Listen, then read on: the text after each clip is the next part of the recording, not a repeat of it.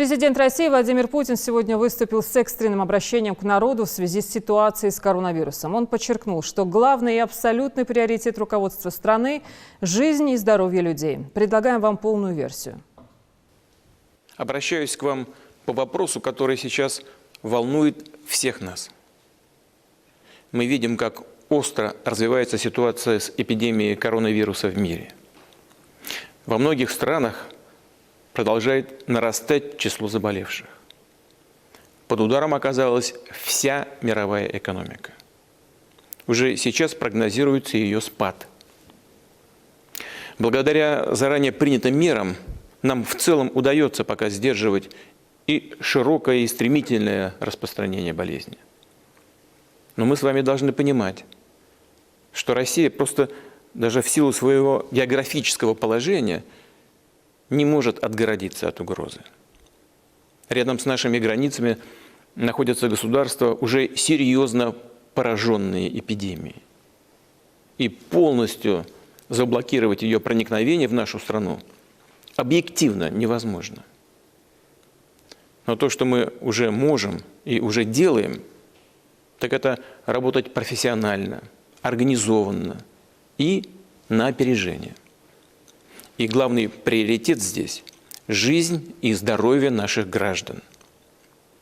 К развертыванию системы своевременной медицинской помощи и профилактики подключены все возможности и ресурсы. Хочу особо обратиться к врачам, фельдшерам, медицинским сестрам, сотрудникам больниц, поликлиник, ФАПов, служб скорой помощи, к нашим ученым. Вы сейчас на переднем крае защиты страны. Сердечно благодарю всех вас за самоотверженный труд. Прошу граждан с предельным вниманием отнестись к рекомендациям врачей и органов власти. От этого сейчас очень многое зависит. Особенно это касается наиболее уязвимых групп населения. Людей старшего поколения и тех, кто страдает хроническими заболеваниями. И для них, и для всех граждан сейчас стоит задача максимально снизить риски. Естественно, возникает вопрос и об организации общероссийского голосования по поправкам в Конституцию с предварительно определенной датой, 22 апреля. Вы знаете, как серьезно, насколько серьезно я к этому отношусь. И, конечно, буду просить вас прийти и высказать свое мнение по этому вопросу, принципиальному, ключевому для нашей страны, для нашего общества. Однако, как уже говорил ранее, абсолютным приоритетом для нас является здоровье, жизнь и безопасность людей. Поэтому считаю, что голосование необходимо перенести на более позднюю дату. Оценим, как будет развиваться ситуация и в регионах, и в целом по стране. И только опираясь на профессиональное мнение, рекомендации врачей, специалистов, примем решение о новом дне голосования. Далее. Сейчас крайне важно предотвратить угрозу быстрого распространения болезни. Поэтому объявляю следующую неделю нерабочей, с сохранением заработной платы. То есть выходные дни продлятся с субботы 28 марта по воскресенье 5 апреля. Естественно, все структуры жизнеобеспечения, в том числе медицинские учреждения, аптеки, магазины, учреждения, обеспечивающие банковские финансовые расчеты, транспорт, а также органы власти всех уровней, продолжат свою работу. Повторю, длинные выходные предусмотрены именно для того, чтобы снизить скорость распространения болезни. Обращаюсь ко всем гражданам страны.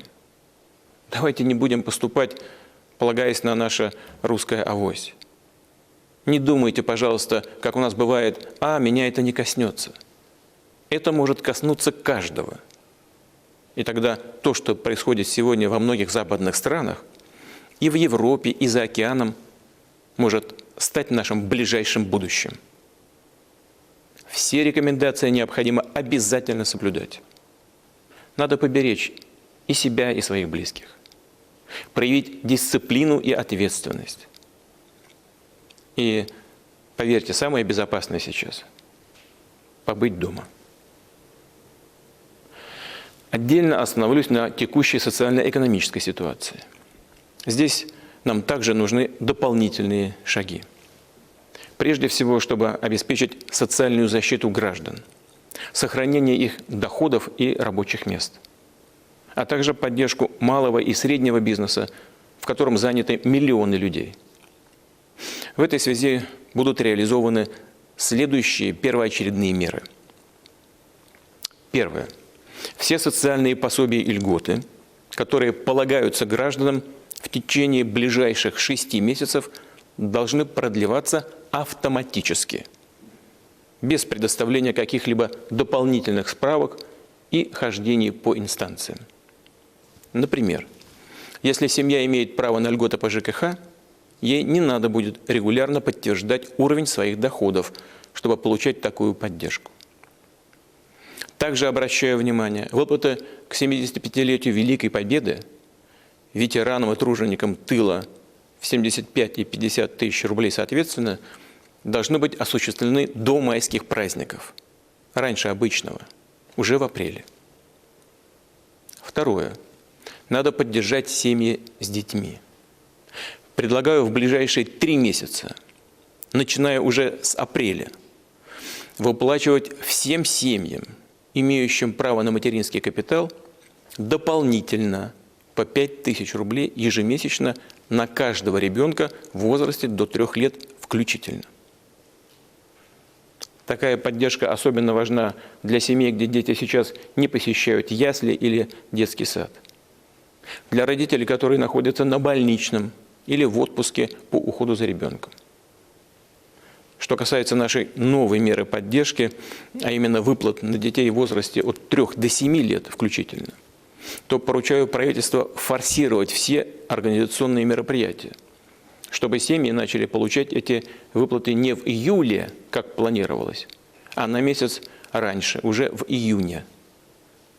Также прошу губернаторов ускорить передачу необходимой информации из региональных ЗАГСов в налоговые службы. Коллеги, это принципиально важно, чтобы начать выплаты. Обратите на это внимание. Третье. Нужно поддержать тех, кто оказался на больничном или потерял работу. Сейчас больничный рассчитывается исходя из стажа работника и его зарплаты. В результате сотрудники, прежде всего молодые люди, могут получать крайне низкие выплаты по больничному листу. Это, конечно, несправедливо. Предлагаю установить норму выплаты по больничному. Они должны рассчитываться, исходя из суммы не менее 1 МРОТ в месяц. Пока такая норма будет действовать до конца текущего года. А затем примем решение с учетом ситуации. Экономика России, как и экономики других стран, из-за последствий эпидемии испытывает сильное негативное давление. И надо, как я уже сказал, поддержать тех, кто может столкнуться с потерей работы. Сейчас, за исключением некоторых категорий граждан, максимальная выплата по пособию по безработице ограничена суммой 8 тысяч рублей в месяц. Предлагаю увеличить ее до уровня минимального размера оплаты труда, то есть до 12 130 рублей. Четвертое. Еще одна зона риска – это кредиты граждан. Понятно, что при резком сокращении доходов выплачивать долг в прежнем режиме трудно или просто невозможно. Предлагаю предусмотреть каникулы как по потребительским, так и ипотечным кредитам. О чем идет речь? Если человек попал в сложную жизненную ситуацию, а именно его месячный доход резко сократился более чем на 30%, у него должно быть право временно приостановить обслуживание своего долга и пролонгировать его. Разумеется, без всяких штрафных санкций. Прошу Банка России предусмотреть аналогичный механизм пролонгации кредитов и для индивидуальных предпринимателей. Если выплата долга в силу объективных причин оказывается в принципе невозможной, что и в этом случае гражданин не должен попасть в тупик, становиться заложником требований кредиторов. Процедура банкротства должна быть посильной и необременительной. Прошу правительство и парламент ускорить принятие необходимых изменений в нормативную базу. Пятое. Малый, средний бизнес, микропредприятия, особенно в сфере услуг, сталкиваются сейчас с объективными трудностями, сокращением заказов, снижением выручки. Нужно помочь таким компаниям продолжить устойчивую работу, а значит, сохранить своих сотрудников. Повторю, наша важнейшая задача, обращаюсь сейчас ко всем работодателям, обеспечить стабильность на рынке труда, не допустить всплеска безработицы. Государство окажет бизнесу содействие в решении этой задачи. Предлагаю для тех предприятий, для тех отраслей, которые наиболее затронуты нынешней непростой ситуацией, обеспечить следующие меры поддержки. Компаниям малого и среднего бизнеса считаю необходимым предоставить отсрочку по всем налогам, за исключением НДС, на ближайшие 6 месяцев. А для микропредприятий, кроме такой отсрочки по налогам, дать еще и отсрочку по страховым взносам в социальные фонды.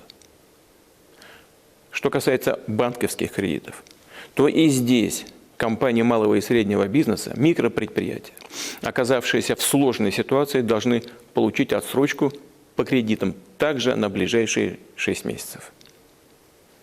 В целом прошу правительство и Центральный банк предложить и принять дополнительные меры обеспечения устойчивого кредитования реального сектора, включая предоставление госгарантий и субсидирования. Далее. Предприятия, оказавшиеся в сложной ситуации, нужно защитить от банкротства. В этой связи предлагаю ввести сроком на 6 месяцев мораторий на подачу заявлений кредиторов о банкротстве компаний и взыскании долгов и штрафов. Повторю, эти меры будут распространены на компании, которые работают в секторах, наиболее затронутых нынешней непростой ситуацией. Вместе с тем, поручаю правительству вести постоянный мониторинг ситуации и в случае необходимости расширять, корректировать перечень отраслей, которые нуждаются в поддержке. Шестое. Сейчас мы обязаны сделать все, чтобы поддержать доходы граждан, прежде всего занятых на малых и средних предприятиях, чтобы у таких предприятий появились для этого дополнительные ресурсы. Предлагаю в 2 раза, с 30 до 15% снизить для них размер страховых взносов. Такая пониженная ставка будет распространяться на сумму зарплаты, превышающую МРОТ, минимальный размер оплаты труда. Если же зарплата будет на уровне МРОТ или почему-то даже ниже, то ставка останется прежней – 30%. Обращаю внимание, пониженная ставка вводится не на несколько месяцев, не только в качестве антикризисной меры, а что называется в долгую, на перспективу. И таким образом мы создаем долгосрочный стимул для работодателей повышать зарплаты своим сотрудникам. И, наконец, предлагаю еще 2 меры. О них скажу отдельно. Первое. Все выплаты доходов в виде процентов и дивидендов, уходящие из России за рубеж в офшорные юрисдикции, должны облагаться адекватным налогом. Сейчас 2/3 таких средств, а по сути это доходы конкретных физических лиц, в результате разного рода схем так называемой оптимизации облагаются реальной ставкой налога лишь в 2%. Тогда как граждане даже с небольших зарплат платят подоходный налог в 13%. И это, конечно, мягко говоря, несправедливо. Поэтому предлагаю для тех, кто выводит свои доходы в виде дивидендов на зарубежные счета, предусмотреть ставку налога на такие дивиденды в 15%. Естественно, это потребует корректировки наших соглашений об избежании двойного налогообложения с некоторыми странами. Прошу правительства организовать такую работу. Если же иностранные партнеры не примут наших предложений, то Россия выйдет из этих соглашений в одностороннем порядке. И начнем с тех стран, через которые проходят значительные ресурсы российского происхождения, что является наиболее чувствительным для нашей страны. Второе. Во многих странах мира процентные доходы физических лиц от вкладов в банках и инвестиций в ценные бумаги облагаются подоходным налогом. У нас такой доход налогом не облагается. Предлагаю для граждан, чей общий объем банковских вкладов или инвестиций в долговые ценные бумаги превышает 1 миллион рублей, установить налог на процентный доход в размере 13%. То есть, повторю, не сам вклад, а только проценты, получаемые из таких вложений, будут облагаться налогом на доходы физических лиц. Подчеркну, такая мера затронет лишь порядка 1% вкладчиков. При этом условия для размещения средств в российских банках по-прежнему останутся привлекательными и одними из самых высокодоходных в мире. Предложенные решения непростые, но прошу относиться к ним с пониманием. И добавлю, все дополнительные поступления в бюджет, которые будут получены в результате реализации двух обозначенных мер, предлагают целевым образом направлять на финансирование мер поддержки семей с детьми, на помощь людям, столкнувшимся с безработицей или оказавшимся на больничном. Уважаемые граждане России, все меры, которые принимаются и еще будут приняты, сработают, дадут результат, если мы проявим сплоченность, понимание сложности текущей ситуации. Если государство, общество, граждане будут действовать вместе, если сделаем все, что зависит от каждого из нас, нам нужно помнить о своей личной ответственности за своих близких, за тех, кто живет рядом, кому нужна наша помощь и поддержка. По большому счету, именно в такой солидарности и заключается сила общества, надежность взаимовыручки, эффективность нашего ответа на тот вызов, с которым мы сталкиваемся. Благодарю вас за внимание.